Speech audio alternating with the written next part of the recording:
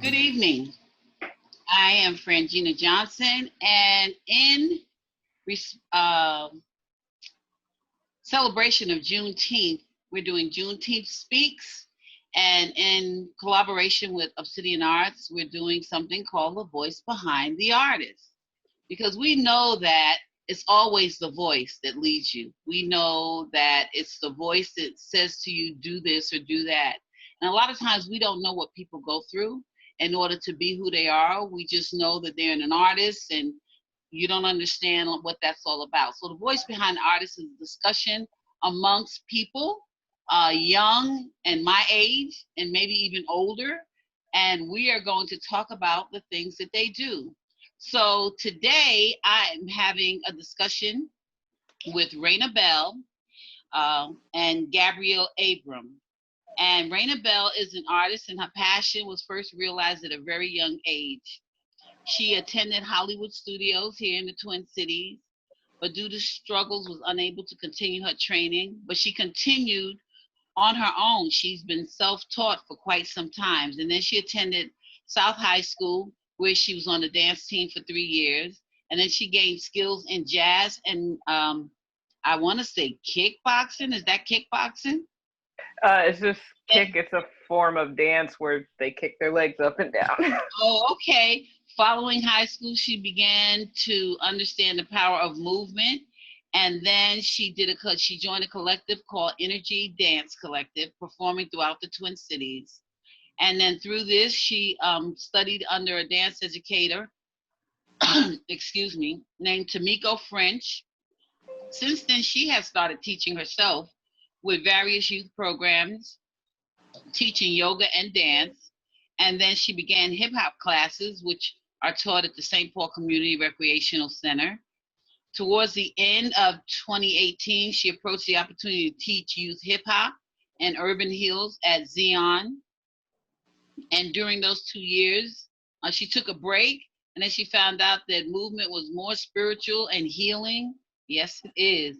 And now she incorporates both her stage performances and classes as she aspires to obtain a degree in holistic wellness and create a traveling youth dance program and establish BGC Productions, the multimedia production company she has co-founded. Her co-founder, Gabrielle Abram, is from Gary, Indiana. She is self-taught, multilingual hip-hop artist, and she has received training in ballet, modern, West African, and jazz at the Purpose Center for the Arts, the TU Dance Center, and Arena Dance's Summer Intensive. She also is a choreographer and performs her work at the school's annual winter and spring program at Pepperidge.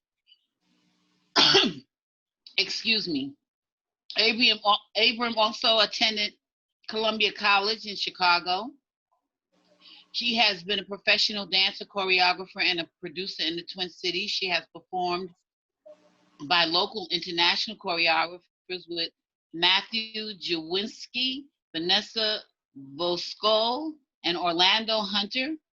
She also has danced at the O'Shaughnessy Auditorium, the Southern Theater, the Coles Center for Dance and the Performing Arts. She's also an active artist with Twin Cities Hip Hop Community, and she has done dance productions and mixtapes with Rooted Hip Hop Choreographers Evening. Gabrielle is a member of Strong Movement, directed by Darius Strong, and Atlantis 13 Dance Collective, directed by Peace Madamusa. Am I saying that correctly? Yep, and Jonathan, say it again. Yep, Madamusa. Okay, Madamusa. Okay, that's good. And the Lab Theater, a collective of 9 choreographers sharing Pan-African perspective, personal stories of Black identity. Abram continues to produce, dance, and create work in the Twin Cities. And young ladies, my daughters, I'm going to call you, welcome. Welcome to The Voice Behind the Artist. And thank you for being here. Thank Thank you for you. So having us. you're welcome. You're so welcome. So you're multilingual, Gabrielle? Or do you mind, you I want me to call you Gabby? you can call me Gabby. Okay. I am not multilingual, but you know, I would love to be. I connect with a lot of different cultures, with a lot of different languages, especially through dance. So I would like to verbalize that as well as physicalize it. Yes, yes, absolutely. And Raina, you Mm-hmm. are an amazing young lady that I have known for quite some time. Mm-hmm. I'm glad to have you, and I'm glad to have youth in front of me because we have to be able to pass on to you and to be able to help you and, like step on my shoulders so you can be uplifted in some kind of way. And I want to be there for you to do that because I look at you as a daughter and not per se my daughter, but as a daughter because we women need to be able to take the young women and allow them to learn and make mistakes and show them how they can get to where they need to go a little bit faster than what we did. Mm-hmm. Every generation is a little bit different. And I thank you for taking the time to want to come here and do that. So, Appreciate you. tell us a little bit about yourselves and the collaboration that you and Gabby are doing. So me and Gabby met like 2 years now. Is it 2 years? Yeah. It's about Yeah. 2 years now. We met doing a show together. We were doing a show called Parallel Universe with Melissa Clark. And during that show, we like immediately clicked as friends and realized that we had so many of the same, like similar ideas. Like Yeah. we were both strongly interested in film, and music and just all these different things. So as we like started to flush and talk things out more, we created Brown Girl Chronicles. Hmm. Um, Um, yeah, Yeah. Gabby, Yeah. if you wanna, It was a lot of us going like, get out of my head. We should just, make this company and just yeah. produce this work. And like, it just became a lot of talk. And then one day we just sat down, and was like, no, we keep talking about it. We got to do it. And we like started scheduling meetings. We just sat down in my tiny little kitchen, and my partner was like, okay, Mm-hmm. let's figure out our name. Let's come up with our name. And we didn't want to force it. We kind of let it flow. And then one day I just texted her like Brown Girl Chronicles, and then our production company could be like BGC Productions. And we just fell in love with it. And from there, like we just started to grow and flourish. Mm-hmm. I love it. I love it. I love it. So what's the vision for it for the two of you? Like so far, when you have sat down and thought about BCG, what we getting ready to do? What does that look like?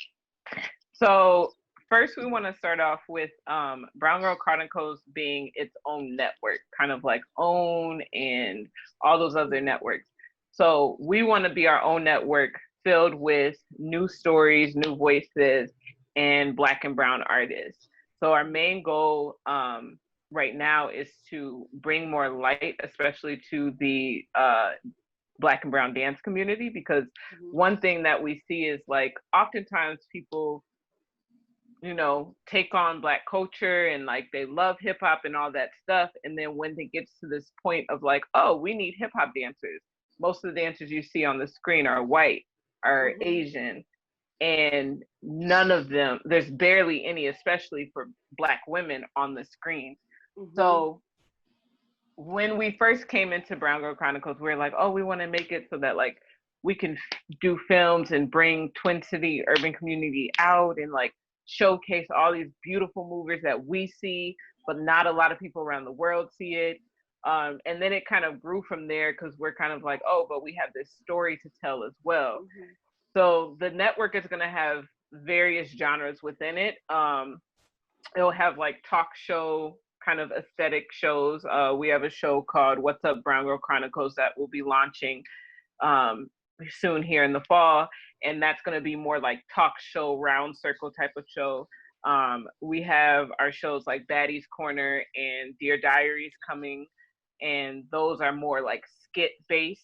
Baddies Corner is, well, Gabby can talk more about that, but Dear Diary is like going to be my solo show where it kind of Okay. dives into my journaling and my diary and like Mm-hmm. just dives into my own thoughts and bringing that out into the screen in this skit format. We also have dance video series, and many short films that we are looking to produce as well. And then on the BGC production side, we are still working on hoping to just branch out. Like if anybody calls us and needs a project done, we can be that voice of artists, especially if it's centered around dance or anything like that. Because we're dancers, we really know how to, pick up movement and find different angles for that. So for BGC Productions, we really want to be like the one-stop shop. We want to be the place that the clients can come and be like, oh, I need a video, or I need some marketing materials, some flyers, some things like that. I need strategizing. We can help be that branch for them. That's very interesting. So Gabby, how are you contributing to this? Yeah, so for me, Brown Girl Chronicles is exactly what Raina said, and then also a lot of what brought us to the decision to create this company is just our love for film and photography. I feel like both of us are the type of people who don't like to stay in one art form, one art area. We like to explore. We like to see things that catch our eye. And film is one of the things that we most bonded over. And for us being able to create that, to dive into our film side and to immerse our audience in how we feel, how we think, and how the people around us feel and think is what we want to bring to the table as new, but also fresh. When people think of Minnesota, like they really didn't think that Minnesota, like they just, when they think of Minnesota, they think of Minnesota's cold. And I think for me and Raina, like we are out here to provide entertainment, but to provide a way for people to connect, for people to see, especially with everything going on right now. People like to pretend they're blind, but when you start putting and shedding light on that through film, through photography, through art, people start to listen and tune in.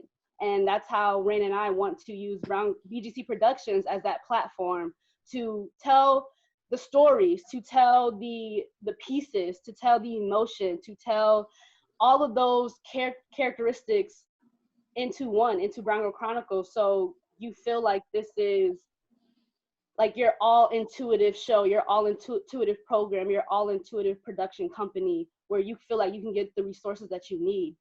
We don't want to just stop with the production company. We want to look beyond. I feel like our bigger picture is really what drives us to continue to make this move happen. Well, now wait a minute. Now Minnesota is cold. You said, well, they think Minnesota is cold. Minnesota is cold. Now you talking about another kind of aspect. You're right. No, you're very much right. Minnesota is cold, but there's much more to Minnesota than just the cold. Okay, so tell your audience, what is Minnesota about when you say the much more? For me, Minnesota, just being in the communities that I'm in, I feel so uplifted. I feel so strong. I feel so powerful. And being in Minnesota, especially during this time with this uprising that is happening within the Black communities, within the Black communities around the world, Minnesota was, I want to say, lack for a better word, like we were that bee, okay? Like we weren't going to let this die down. We weren't going to let everything that's going on be ignored. And for me, that just reassures my strength in my communities within Minnesota. When I think of Minnesota, I don't think of it's just cold. I think of culture. I think that's what a lot of what's I know just from going to different states and living and traveling, a lot of people, when you say you're from Minnesota, they're like, oh, they got Black people there. Oh, they got people of color there. And you don't realize, like, and once you're in it and you meet the Black people, you meet the artists here, you're like, oh, damn, they actually have this sense of culture here that's going on. And I think that's what we want to really shed light on, is the Black and brown artists and folk here who are doing great things, who don't, like, we're not a big hub like LA or New York or anything like that, but we have so much secret hidden talent here that we want to shine light on. Mm-hmm. And that's why you ladies are here, because you know what? We hear about the same people over and over and over again, and there's so much going on that nobody has a clue about. And I'm like, I want to open up that door. I want to open up that door to let people understand that. So I want to ask the two of you a question, and I want both of you to answer.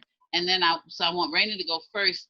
So I want to talk about inspiration and how you really became inspired. So, you know, in your bio, you say that since you were very young. How young were you? And then did you always wanted to dance? Did you always wanted to move? Were you the kind of person that your mom said, Raina, can you just sit down and be still?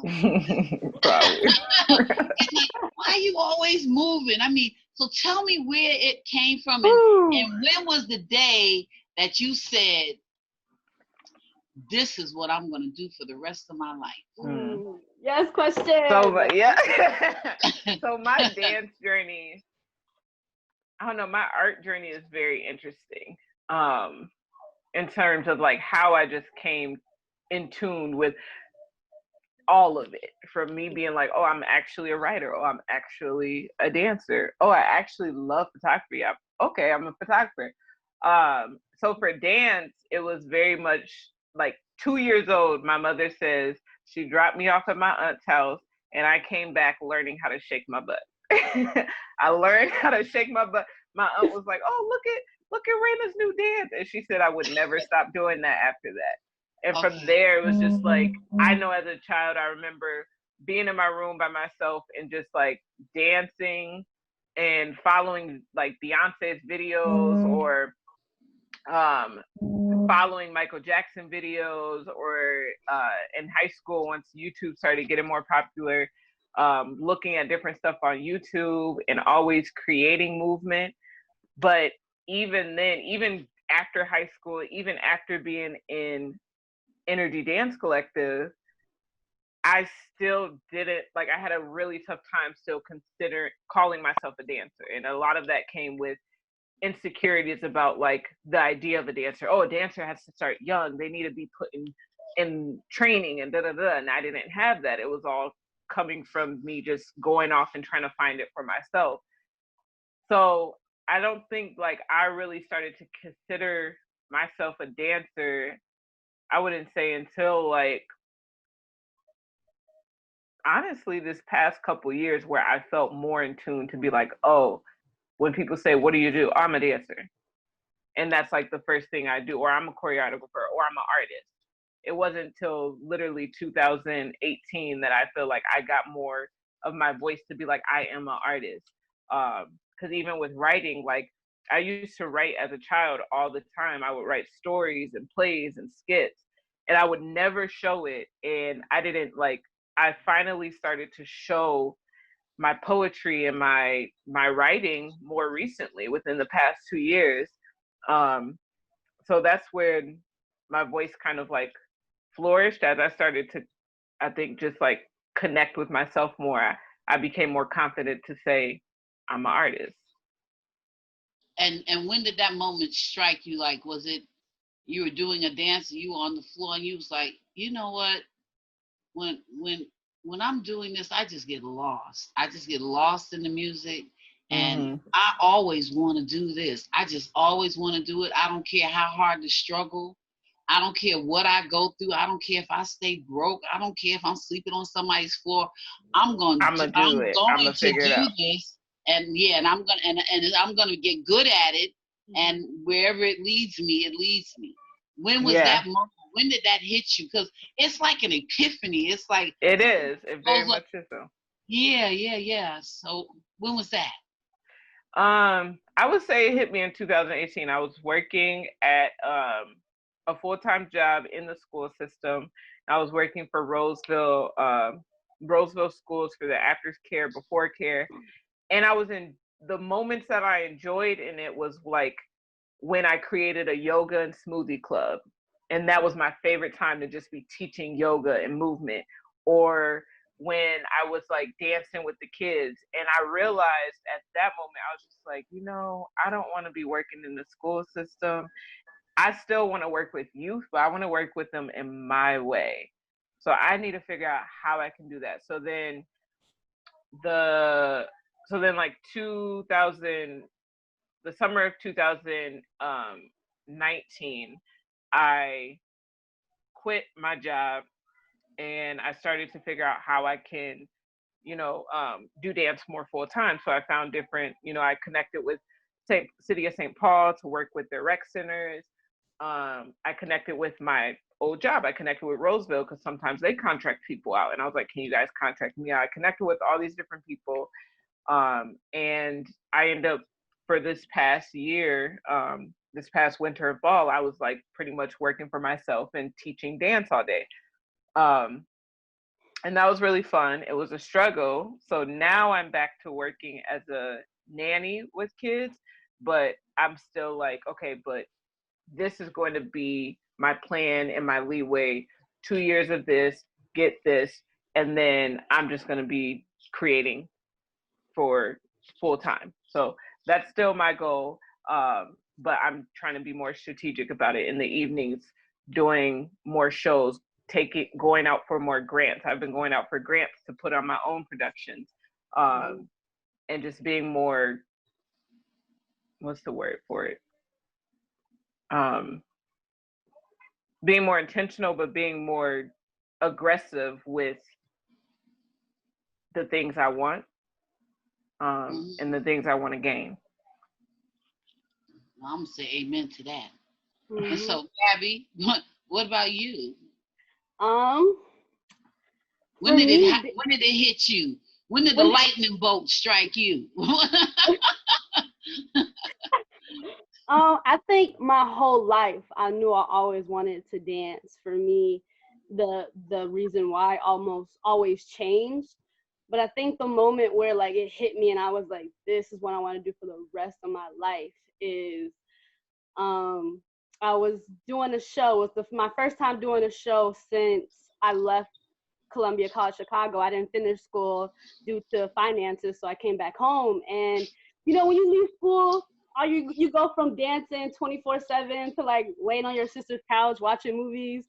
So I was like, feeling the slumps. And then one of my friends was like, no, hey, if you're interested, this guy's looking for some extra dancers for a show. It's Darius Strong. Just come to rehearsals and like just vibe out with it. And I was just, at first I was like, I don't know if I should go. I haven't danced in like so long, like, just that self-doubt. And then I just went. I also didn't have a ride, but my mom just came in my room. She's like, didn't you have something? And I was like, I don't know if I'm gonna go. And she's like, no, let's go. Let's get in the car. And she drove me all the way there. In Bloomington. I remember that drive. And I get there and I'm like waiting outside for my friend. Like I was like, I don't want to walk in. It's not my rehearsal. And then I walked in there and like everyone was so cool. It was so nice just to be dancing again. Like I didn't even think about like he might not even pick me for this project. I was just purely in there to dance. And after we did that show at the Kohl's Center, it was the very first mixtape at the Kohl's. After we did that show, we were taking pictures backstage and I was like, I'm gonna do this forever. Like I can see performance in my life for forever. And since then, I feel like it's just been the grind. I've been in there and like haven't stopped yet. That's good. That's good. So when you are doing what you do, and okay, so the end result is something that when you rehearse, you get together and you make this performance. Is the process of it better for you, or what you're showing the audience and what they're getting out of it? Because you might have one meaning and they come up with another meaning, or is it both? It's honestly both. For me, I've learned as a dancer, I no longer want to dance or work with companies that I don't feel comfortable in. Like just because I'm a good dancer and they want me in their show doesn't mean it's the right show for me to be in. I purely think about my energy before getting to a process, because that's one of my deal breakers. If I'm doing a show, I want to feel comfortable during the rehearsal process, during the community process, during the show process. I won't take a show if I don't 100% believe in what it's going to give me and what I'm going to give them. I always think about what will the audience get out of it, even if they don't connect to it.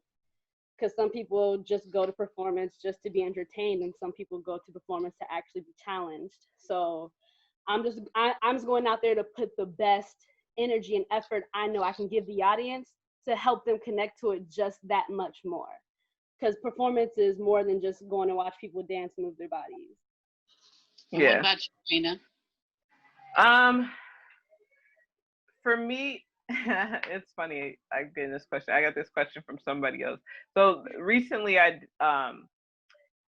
choreographed for the first time in a long time a piece for the show called Pulling Back the Curtain, remastered, and I choreographed like a 17-minute piece for it. It was the longest piece that I've ever choreographed, and I got this question kind of from a similar question from one of my dancers in the piece.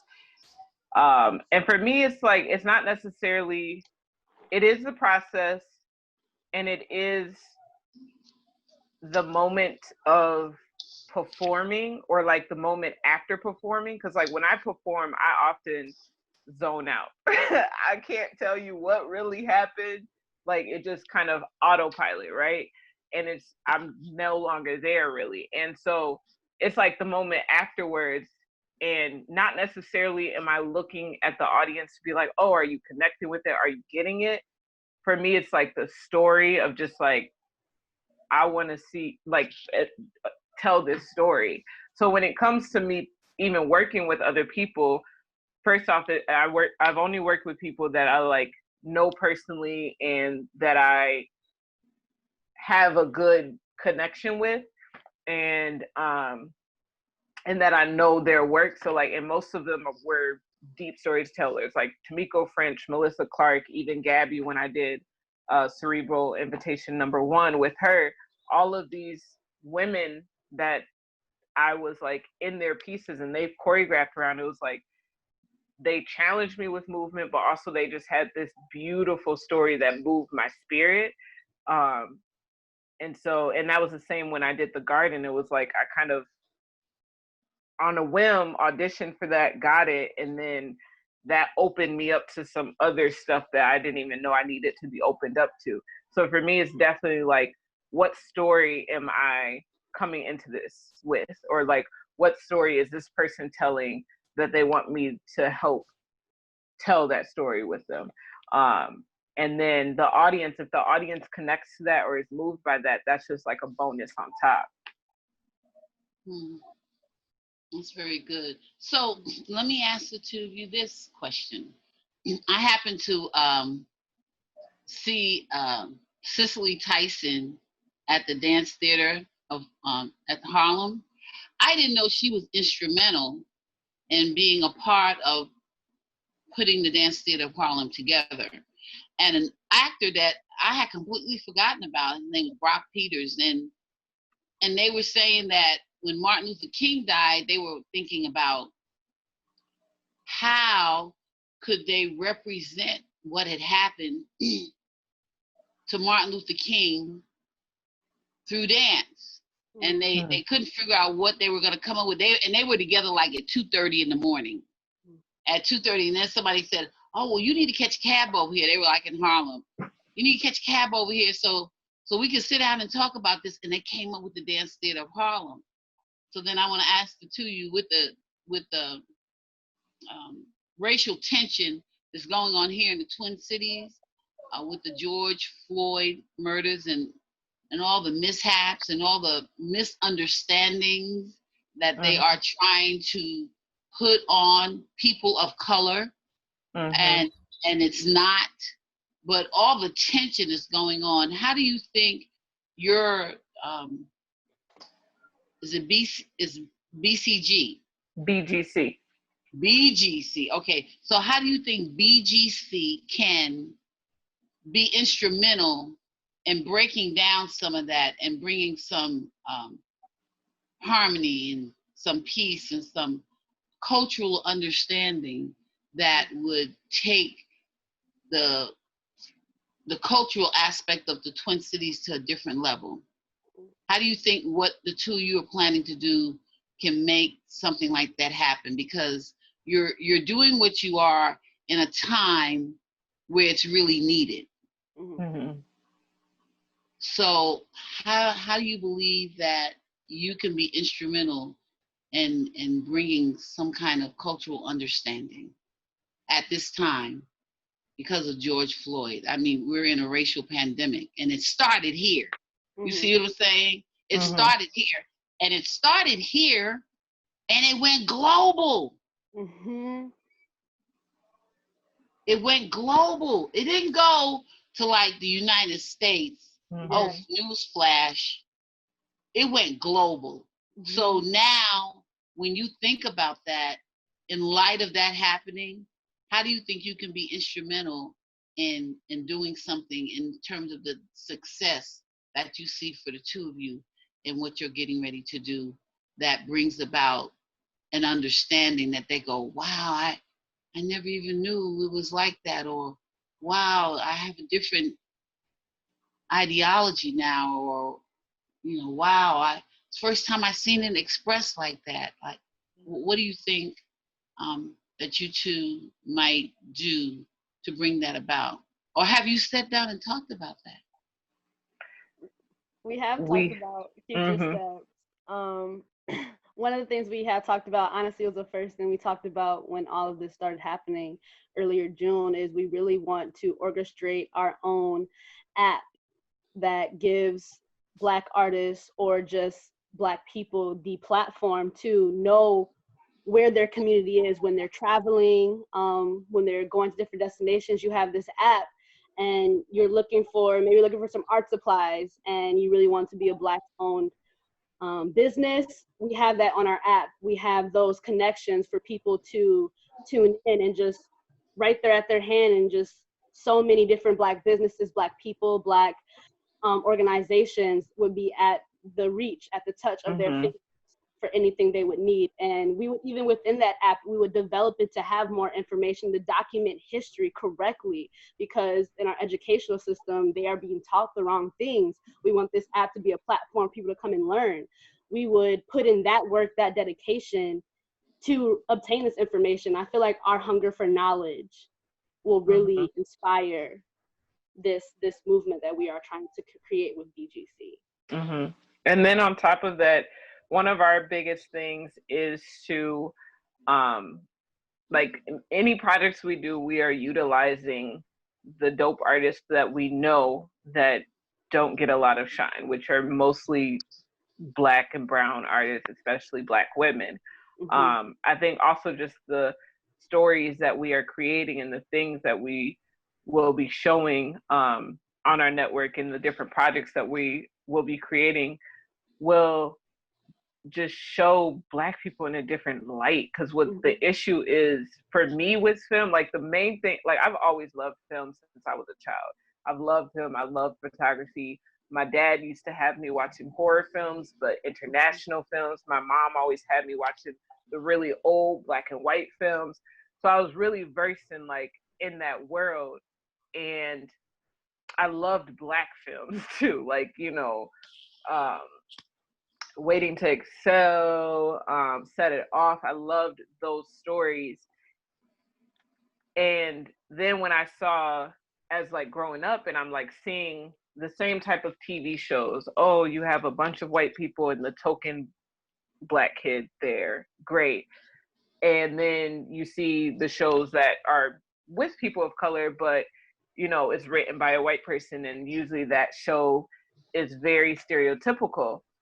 And for me, my drive in BGC is to be another form of showing us. Like, I'm very much inspired by Issa Rae and what she's been doing with Insecure and Awkward Black Girl. And I'm like, okay, I'm a really what I was trying to say, weird, but like I love like dark, sinister sci-fi stuff. And I'm like, I want to do more sci-fi films. I never see a lot of Black people in sci-fi films, except for like what Jordan Peele is starting to do with the horror stuff. And I'm like, I want to do more Black sci-fi films. I want to do more, just show more Black joy, show more weird stories that I see from my family. But the world has this one image of who Black people are, and that is what I think BGC's biggest drive is, to change that image, and to help filter in more positive images of Black people and humanize us, essentially. Yeah. That's very good, which leaves a perfect segue into allowing us to hear some of your writing. Okay, it's my turn. It's your turn. So I was in a production called The Garden, directed by Ishay Bradley. And it was a play with all Black women in it, and it was a devised piece, so we each submitted our own pieces of writing to it, and then Ishay put it together. So this is something I submitted, and I guess I'll go into it first, and if you have questions, yeah.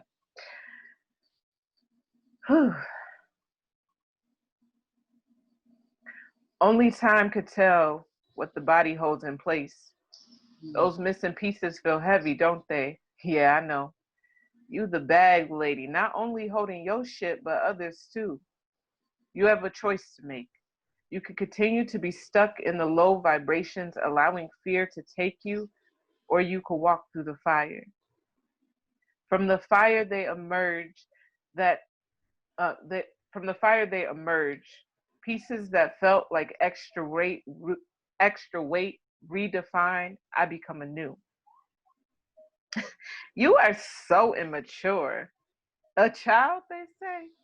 Really? What's wrong with me? Am I supposed to be a machine? They scuff when I climb trees, hating. They just don't know the breeze from here is special. The sights are magical, magic as me. So rediscover me. I'm free. Hold on to my hand and I will take you to Neverland. Never without creation, never without joy. Playful, jovial is me. You are so sensitive. Emotional is flicked off their tongue like a sliver of disgust. Don't call me sensitive. My name is expression. Without me, you have felt the deepest depression, unable to speak, unable to gain. So give me the reins. Allow me to eloquently tell your needs, concerns, and demand your worth. I am here to aid, not be shamed. Many run from us to a place called criminally insane, a place where circles create the same patterns with no end game, where dreams go and die because in life nothing ever changed. They've tried to separate us, but we're one and the same. To love is to hate, and to hate to love. We step out of the plane. Use us together, and your growth will be exponential.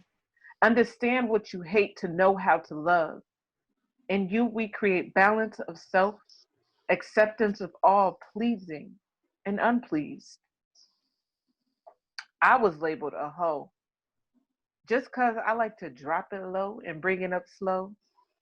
Sometimes dressed in what they call tight, but I coined just right. Fit, shapely, accenting my body, what the gods themselves took time to create. So why wouldn't I praise my temple? It'd be that simple. Yes, I'm sexy, flirty, and all of the above, but ultimately I'm here for your pleasure. Use me wisely. Not everyone is deserving. Let me caress you with this touch, look, and taste. I'll take care of you. Because if I don't first, no one will properly. I am sensual. Harness me, and you will see the levels I can reach. They called me crazy, mean, evil, and rage, hoping their words and act it is ooh, hoping their words and act as if it is I that can be caged, wanting to possess my essence expecting you to sit quietly, taking their beatings, manipulation, and hate without feeling some type of way? Yes, I am your rage. I am also your juice, your sauce they hope to ingest to gain just a piece of me. But I am not only meant, but I am only meant for you. I'm there even when you try to dim my light so others won't know the magic I hold. I wait patiently for you to be ready to wear me as a crown, knowing I can never be knocked down. So learn me, darling. Speak my name, for I am the final piece to your puzzle. With me, you cannot be fucked with. You will become unbotherable, living in sincerity from the inside out. With me, your love will be abundant, your light will be blinding. With me, you will truly be you. Wow, that's really deep. So Yeah. would you like to express that, explain that a little bit about what you meant? Because some of those expressions that you have, people's like, what is she talking about? Yeah. So, yeah. Would you like to? Um, so when I wrote this out, each person in the play was a different character.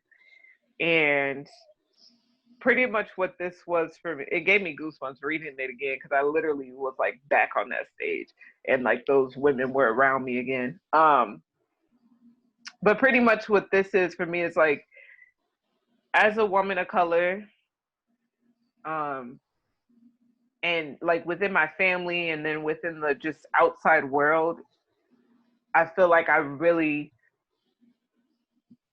stifled my emotion and my expression a lot of the times, in order not to be labeled angry, not to be labeled crazy or sensitive. So like for the first one, you are so immature as a child, they say. I labeled the name jovial, and the negative connotation of that is immaturity. I think I have a very old but very youthful spirit, and I've been able to maneuver through, connect with different people of different generations because of that, and honing into that jovial spirit and allowing myself to be childlike sometimes, to go swing, to go climb a tree, and to be fearless. Because that's what I kind of feel when I work with kids. I always see them and I'm like, y'all are fearless. Y'all just do. You do. You don't think about, oh my God, this could happen, this could happen. You do, you try, and you get back up. And um, so then the next one was sensitive. And in my family, sometimes sensitive is used as a negative thing, um, instead of equating it to like, no, this person is expressive of their emotions and very in tune and able to really tell you how they feel. Because a lot of people are not able to do that. They have their feelings and they move around it. And so just like this whole piece was just what I have been working on for the last 5 to 6 years, in terms of like really connecting with different parts of myself that I felt more ashamed of. So allowing myself to be expressive. So when people ask me, how are you doing?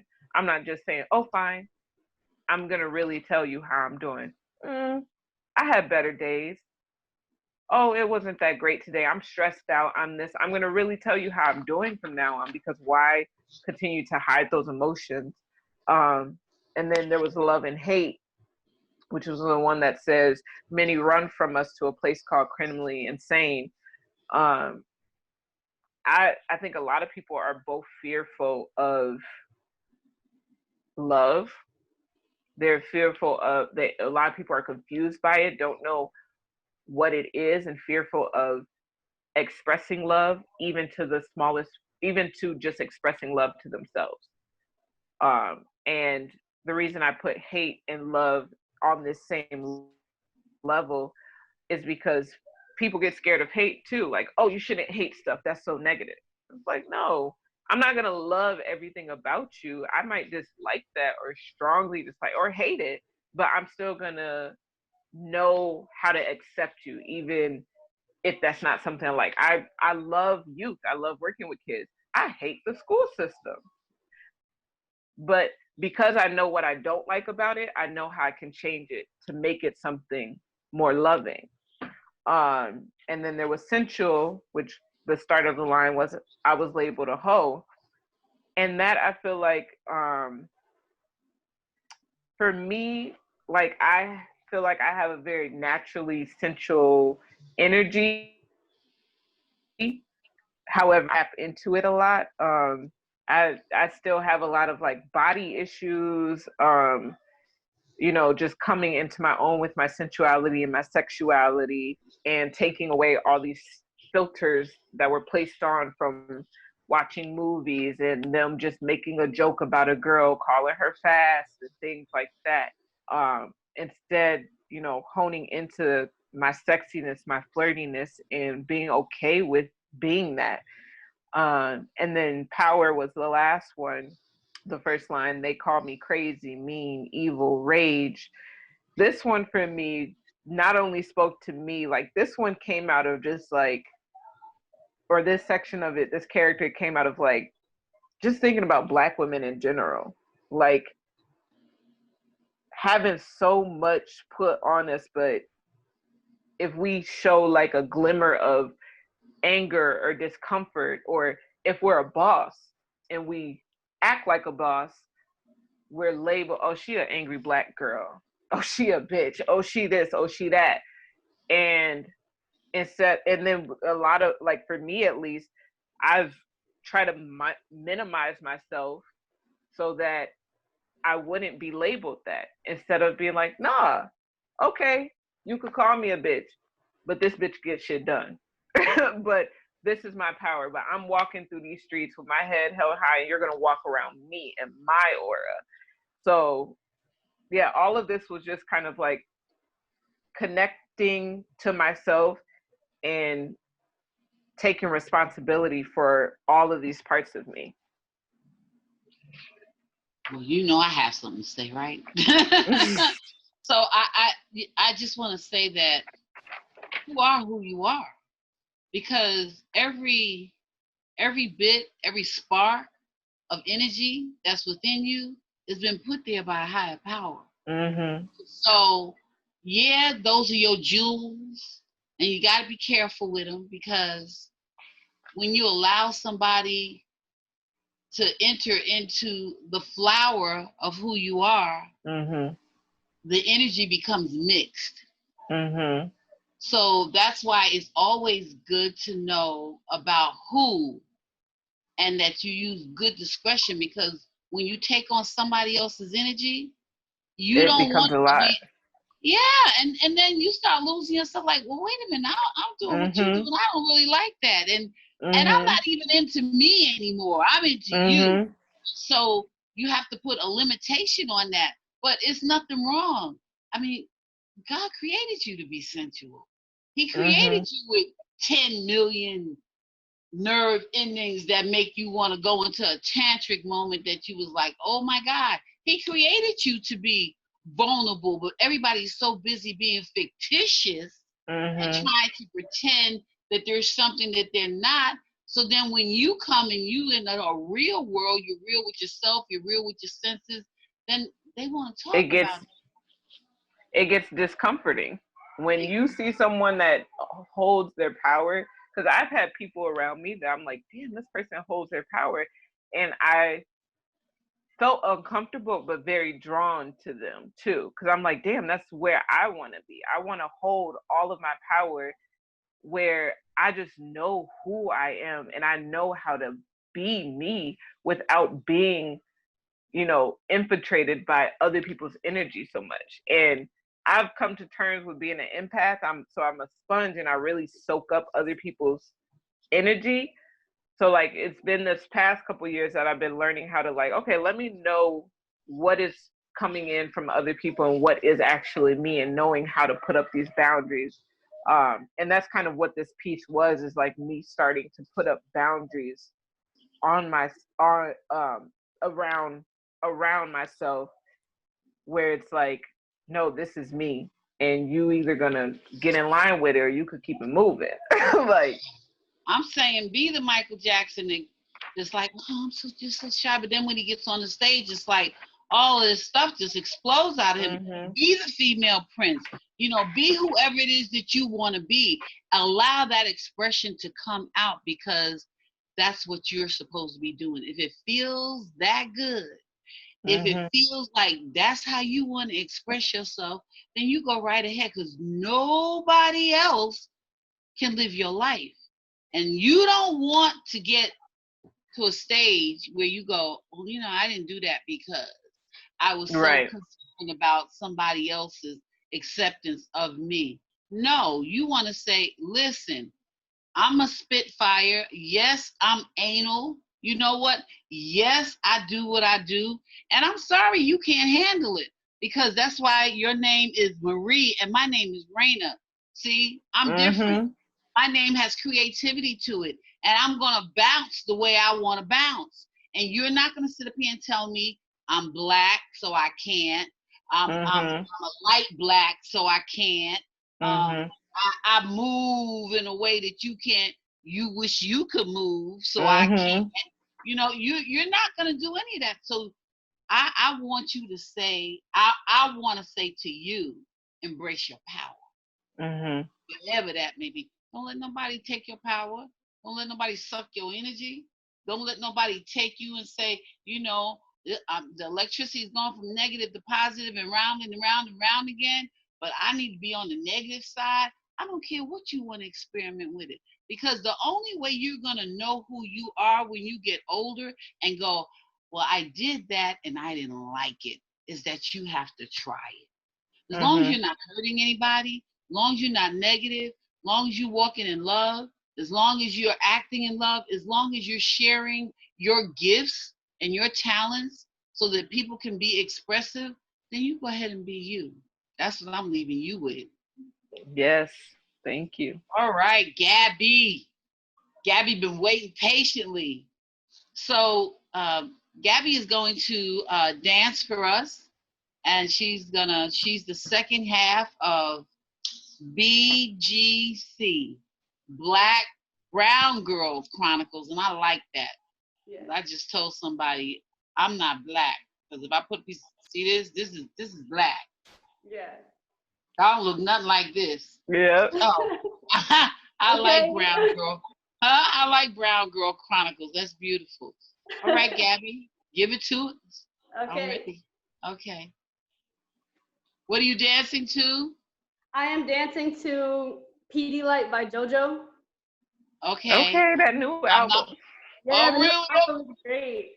I'm not familiar, so this will be a new experience for me. I'm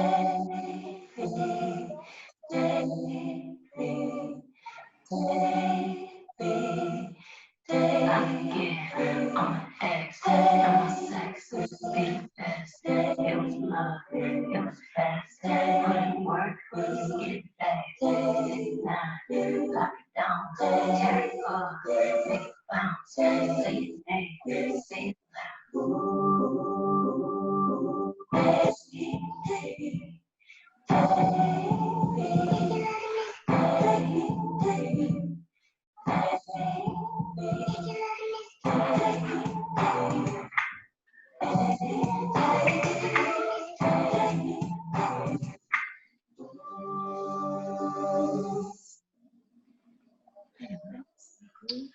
Thank you. That was beautiful. Yes, Gabby the baddie. We can see you really like what you do. I know if you had a little bit more time, you would have took us on a great trip. Yeah. Yeah. Real sneaky. Yeah, that was really good. I really enjoyed that. Thank you. And I like the music too. So yeah, JoJo snapped. Yeah. JoJo what? She snapped. JoJo, she snaps? Yeah. Yeah. Is that the name of the group, or is that the name of JoJo is the name of the artist? She snaps is the name of the lyric, the song. JoJo's the name of the artist. She snapped is like slang for she did a good job. Oh, okay. So that's your slang. Okay, got it. Yeah, she snapped. She snapped. Okay, that's good. I don't know what it used to be before we were coming up, but anyway, I like that she snaps. Okay. Yeah, Thank you yeah. so much for sharing that with us. So, you young ladies are doing your thing. I'm just so excited to see what's going to happen with Brown Girl Chronicles. It's just like, I want to be instrumental in any way I can to help you ladies. And I want you to know that Twin Cities are going to know you exist because I'm going to be blowing y'all up. I'm putting you on my page. I'm putting you on Obsidian's page. I'm putting you on YouTube. I started a YouTube channel, so you're going to be on this. You'll be able to access this interview, and maybe we can get together and do it again. Yeah. Yes. Yes. Yes. Progress second. Yes, absolutely. So it was a pleasure sitting here speaking with the two of you. Raina, thank you for being so open and being so vulnerable and being so honest. And if anybody says anything to you, say, you know what? That's not about me. That's about you. Yes. It's about you. So whatever you say to me, you must be feeling it in you, and you needed to let it out. So I know it don't have nothing to do with me. And Gabby, thank you. I like the energy that the two of y'all are going to be working with together, because you're opposite, but then you're the same. And you have a mutual goal. And I look forward to looking at what it is you're going to be doing in the Twin Cities. Yes. Thank you so much, Miss Gina, for having us and providing this platform. Yeah, absolutely. Absolutely. And thank you for being willing to come on this platform, because just like it's a new beginning for you, it's another new beginning for me. Yes. And so, yeah, it is. It is. And I'm okay with that. I'm okay. I'm going to be doing new beginnings until I take my last exhale. And so, yeah, you have to do that. And some people don't want to do that. They want to just sit out, girl, I'm 55. My knees hurt. I can't be doing this. No, you have to take what you've been given and work it until you just can't work it no more. And the way I say it stops working is when you stop breathing. So until then, I want you to move. I want you to move. I want you to speak. I want you to take these children here and teach them who they are, because nobody teaches them about who they are. And we were talking about that yesterday. I don't know. I'm going to edit this piece that we did yesterday about 1619. And one young lady said, can you explain to me what that is? Because I don't even know what 1619 is. And so we need to educate. And I hear all the things you're saying. I'm so proud of the two of y'all. I don't know what to do. So thank you for being a part of the voice behind the artist. And I look forward to hearing from you again. Thank you. Thank you. You're Bye. welcome. Bye. Bye.